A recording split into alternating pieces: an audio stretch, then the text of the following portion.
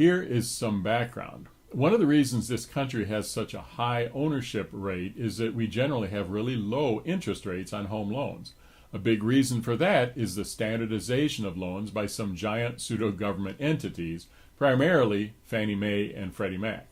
About 80% of home loans meet these standard guidelines, and it allows for easy interchange of loans by big institutional investors. Loans that conform to these standards are referred to as conforming loans. Again, this is about 80% of home loans. As you probably know, not everyone gets the same interest rate when they purchase a home.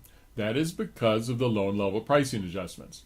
These adjustments compensate for variations in each loan, like the size of the loan, the type of home the loan is used for, the credit score of the borrowers, the occupancy of the home, and even the physical location of the home. This standardization is normally great. However, when this group changes its standards every few years, it impacts a lot of home buyers. The loan level pricing adjustment changes for 2023 are quite significant. Here are 4 examples of negative impacts. First, pricing will now be impacted by a buyer's total debt to income ratio. If a buyer's monthly debt payment is above 40% of their income, they will face a pricing hit. There's a lot of concern that this will lead to additional difficulties in getting loans through underwriting because it is a whole new measurement. Second, for the last 30 years or so, if a buyer's credit score was above 740, they basically had access to the best pricing. The vast majority of the buyers in our office have had scores above 740.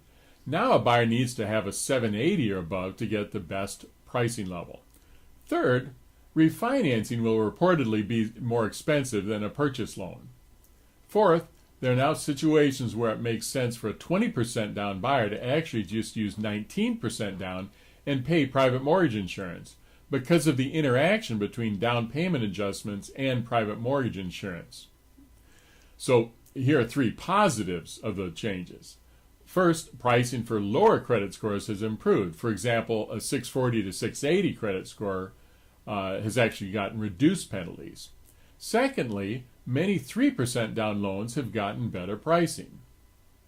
And then third, there are now situations where the buyers have qualifying incomes equal to or less than 100% of the area average will not be subject to these new adjustments. A really useful chart of impacts is available at the mortgagenewsdaily.com on an article titled Big LLPA Changes. Or if you really want to get into the nitty-gritty, there is an article on Fannie Mae's website about all the details. On a related note, one type of loan that isn't a conforming loan is an FHA loan. Pricing on FHA loans has actually improved significantly. These loans have historically worked well for first-time buyers without great credit or situations where there's a non-occupant co-borrower. The bottom line here is that mortgage approval criteria have changed. If you have a pre-approval from the first quarter or before, you need to go back to them and get an update. Thanks for